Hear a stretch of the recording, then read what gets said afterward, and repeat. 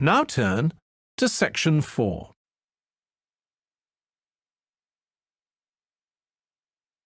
Section 4. First, you have some time to look at questions 31 to 40.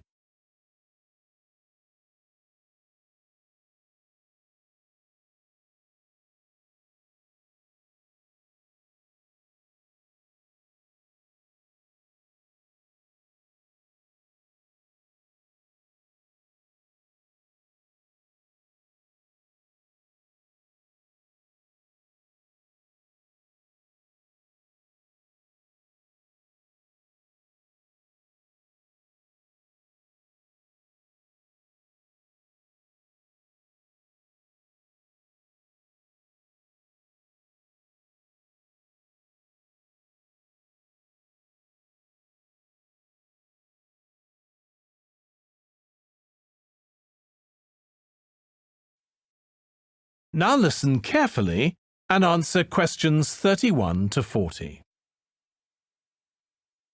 Hello everyone. Welcome to this morning's lecture on the subject of the reintroduction of wolves to Yellowstone Park. This is one in a series of lectures organised for the university by the Environmental Society. My name's Brenda Johnston, and I am an environmental scientist with a particular interest in this initiative to regenerate Yellowstone Park.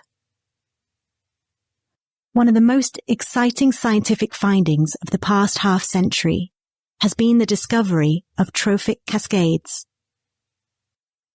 A trophic cascade is an ecological process that starts with an animal at the top of the food chain and makes an impact on creatures at the bottom of the chain. A classic example is what happened in the Yellowstone National Park in the United States, when wolves were reintroduced in 1995. Now, we all know that wolves kill various species of animals, but perhaps we're not aware that they also give life to many others. Before the wolves were reintroduced, they'd been absent for 70 years. The numbers of deer had increased in the Yellowstone Park because there had been no bigger animals to hunt them. Those deer had reduced the vegetation there to almost nothing. They had just grazed it away, eaten it. But as soon as the wolves arrived, things started to change. First, of course, the wolves killed some of the deer, but that wasn't the major thing. Much more importantly, they changed the behavior of the deer. The deer started avoiding certain parts of the park, the places where they could be trapped most easily by the wolves, and immediately those places started to regenerate. In some areas, the height of the trees increased by 5 times in just 6 years.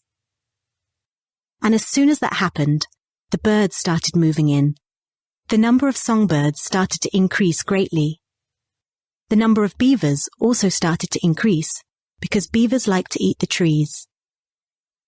And the beavers built dams in the rivers that provided habitats for ducks, fish, and reptiles. But here's where it gets really interesting.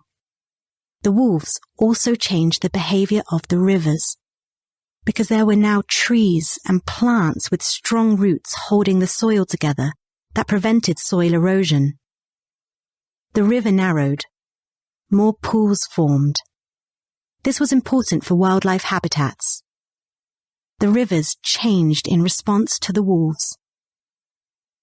So the wolves, small in number, transformed not just the ecosystem of the Yellowstone National Park, but also its physical.